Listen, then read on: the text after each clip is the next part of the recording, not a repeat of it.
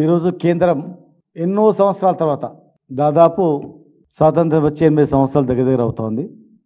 ఇన్ని సంవత్సరాల తర్వాత ఇప్పుడు బడుగు బలహీన వర్గాల వాళ్ళ ఉద్యమాలకు తలొగ్గి దేశవ్యాప్తంగా ఎక్కడ చూసినా బీసీలకు అన్యాయం జరుగుతుంది, అణచివేత ఉంది, గౌరవం లేదు. చట్టసభలలో రిజర్వేషన్ రావాలంటే, స్థానిక సంస్థ రిజర్వేషన్ రావాలంటే అసలు వీళ్ళు లెక్క తేలాలి, ఎంతమంది ఉన్నారని లెక్కలేదు, మేము ఎట్లా అడగాలని అనేక బీసీ సంఘాలు, కుల సంఘాలు, చాలామంది ఎస్సీ ఎస్టీలు, ఓసీలో ఉన్నటువంటి వాళ్ళు కూడా చాలామంది, కొన్ని రాజకీయ నాయకులు కూడా ఖచ్చితంగా న్యాయం జరగాల్సిందే వాళ్లకు అని చెప్పి వాళ్ళందరి కోరిక మేరకు ఈరోజు ఒక నిర్ణయం తీసుకున్నందుకు మరి కేంద్ర నిర్ణయాన్ని స్వాగతిస్తూ వారికి మనస్ఫూర్తిగా కృతజ్ఞతలు మా పార్టీ తరఫున మేము కృతజ్ఞతలు తెలియజేస్తూ ఉన్నాం.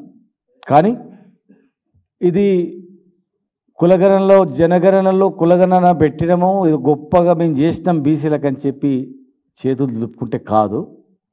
11 సంవత్సరాల తర్వాత ఇప్పుడు దేశవ్యాప్తంగా ఇక్కడ బీఆర్ఎస్ పార్టీ ఆధ్వర్యం మేమందరం కూడా తమిళనాడు పోయి అక్కడ స్టడీ చేసి తమిళనాడు నుంచి అనేక అంశాలు దేశవ్యాప్తంగా ఈ మోడల్ ఉండాలని చెప్పి మాట్లాడడం, ఇక్కడ బీసీ సంఘాలు కూడా అడగడం, తప్పని పరిస్థితుల్లో చేయాలని చెప్పి అలా చేయడం, ఏది ఏమైనా వారికి స్వాగతిస్తూ దీన్ని వెంటనే చేయాలని చెప్పి మేము డిమాండ్ చేస్తూ ఉన్నాం.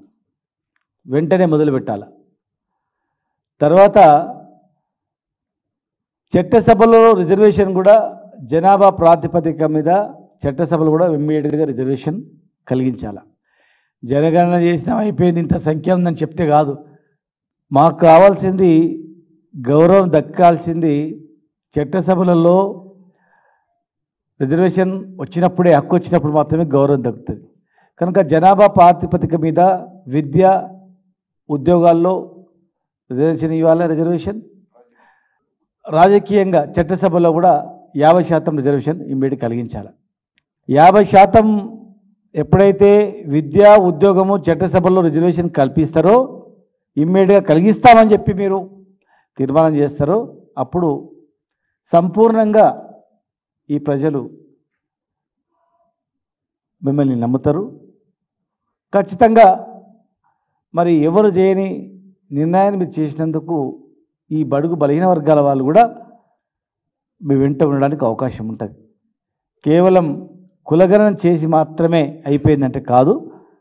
దీంతో పాటు నెక్స్ట్ క్యాబినెట్లో ఇవి కూడా మేము ఇస్తాం అని చెప్పినప్పుడు మాత్రమే మాకు నమ్మకం కలుగుతుందని చెప్పి మరి బీజేపీ నాయకులు కూడా, ఓబీసీ నాయకులు, బీజేపీ నాయకులు కూడా బీసీ వ్యక్తిని ప్రధానమంత్రి చేస్తామని చెప్పుకోవడం కాదు, వెంటనే బీసీ మంత్రిత్వ శాఖను కూడా ఏర్పాటు చేయాలి.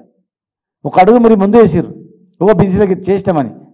ఒక కులగణనలో ₹1 ఖర్చు కానీ పెట్టడం కాదు, బడ్జెట్ అలొకేషన్ కూడా జనాభా ప్రాతిపదిక మీద బడ్జెట్ అలొకేషన్ చేయాలి, మంత్రిత్వ శాఖను ఏర్పాటు చేయాలి. నెక్స్ట్ ఫ్యూచర్లో మేము చట్టసభల్లో కూడా జనాభా ప్రాతిపదిక మీద కలిగిస్తాం. 50%, కనీసం 50% చట్టసభలో రిజర్వేషన్ కలిగిస్తాం. స్థానిక సంస్థల్లో కూడా మేము రిజర్వేషన్ కల్పిస్తాం.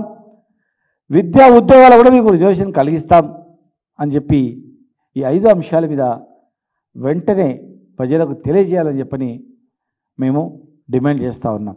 ఒకవైపు స్వాగతిస్తూ వెంటనే ఇవన్నీ కూడా అమలు చేయాలని చెప్పి మేము డిమాండ్ చేస్తూ ఉన్నాం.